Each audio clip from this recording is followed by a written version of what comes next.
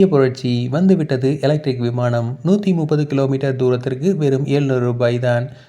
எப்போது இந்தியாவுக்கு வரும் என்பதை பற்றி இப்பதிவில் பார்க்கலாம். பெட்ரோல் மற்றும் டீசல் விலைகள் கடுமையாக உயர்ந்து வரும் நிலையில் மின்சார விமானங்கள் குறைந்த விலையில் விமான பயண வசதியை பெறும் என்ற புதிய நம்பிக்கை மக்களிடையே ஏற்படுத்தியுள்ளன. உலகளவில் நிகழும் பதற்றங்கள் காரணமாக இன்றைய காலகட்டத்தில் பெட்ரோல் மற்றும் டீசல் விலைகள் விண்ணை முட்டும் அளவுக்கு உயர்ந்து வருகின்றன. இந்த நிலையில் பயணிகள் மலிவு விலை மற்றும் நிலையான பயண விருப்பங்களை தேடுகிறார்கள். இதுபோன்ற சூழலில் மின்சார விமானங்கள் ஒரு புதிய புரட்சியாக உருவாகி வருகின்றன. உலகம் முழுவதும் இதற்கான பணிகள் வேகமாக நடந்து வருகிறது. மேலும் இந்தியாவும் இந்த போட்டியில் பின்தங்கவில்லை. விரைவில் விமான டிக்கெட்டுகள் கார்களை விட மிகவும் மலிவாக இருக்கும் ஒரு காலம் வரக்கூடும். மின்சார விமானங்கள் வழக்கமான எரிபொருளுக்கு பதிலாக பேட்டரிகள் போன்றவை மூலம் இயங்குகின்றன.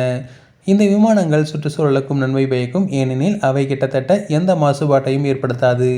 அதே நேரத்தில் அவற்றை இயக்க செலவும் மிக குறைவு.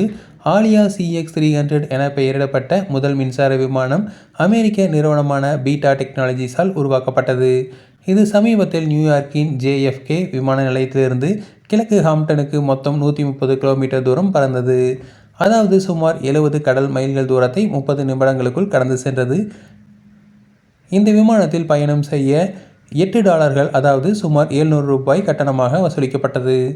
ஒப்பிட்டு பார்க்கும்போது ஒரு சாதாரண விமானத்தில் இந்த தூரத்தை கடக்க சுமார் $350 அதாவது 29,000 ரூபாய் செலவாகும் என்று கூறப்படுகிறது. அந்த வகையில் ஆலியா CX-300 சுற்றுச்சூழலுக்கு சிறந்தது மட்டுமல்லாமல் பொருளாதார ரீதியாகவும் புரட்சிகரமானது என்பதை நிரூபித்து வருகிறது. இருப்பினும் இந்தியாவில் இந்த தொழில்நுட்பத்தை கொண்டு வருவதற்கு சில சவால்கள் உள்ளன. முதல் சவால் பேட்டரியின் வரையறுக்கப்பட்ட வரம்பு. தற்போதைய தொழில்நுட்பத்துடன் இந்த விமானம் ஒரு முறை சார்ஜ் செய்தால் 460 கிலோமீட்டர் வரை மட்டுமே பறக்க முடியும்.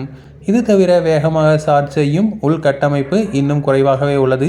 இந்தியா போன்ற ஒரு பெரிய நாட்டில் இதுபோன்ற விமானங்களுக்கு விரைவான சார்ஜிங் நெட்வொர்க்கை உருவாக்குவது பெரிய பணியாக இருக்கும்.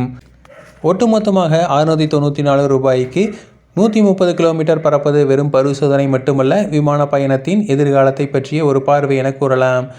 பேட்டரி தொழில்நுட்பம் மற்றும் சார்ஜிங் உள்கட்டமைப்பு தொடர்ந்து மேம்பட்டால் வரும் ஆண்டுகளில் பறக்கும் டாக்ஸிகள், நகரங்களுக்கிடையான விமான பேருந்துகள் மற்றும் அன்றாட பயணத்திற்கான மின்சார விமானங்களை கூட நாம் காணலாம். அத்தகைய சூழ்நிலையில் இந்த தொழில்நுட்பம் பூமியின் சுற்றுச்சூழலில் நேர்மறையான தாக்கத்தை ஏற்படுத்தக்கூடும். தொடர்ந்து இது போன்ற செய்திகளுக்கு எங்கள் சேனலை சப்ஸ்கிரைப் செய்வோம்.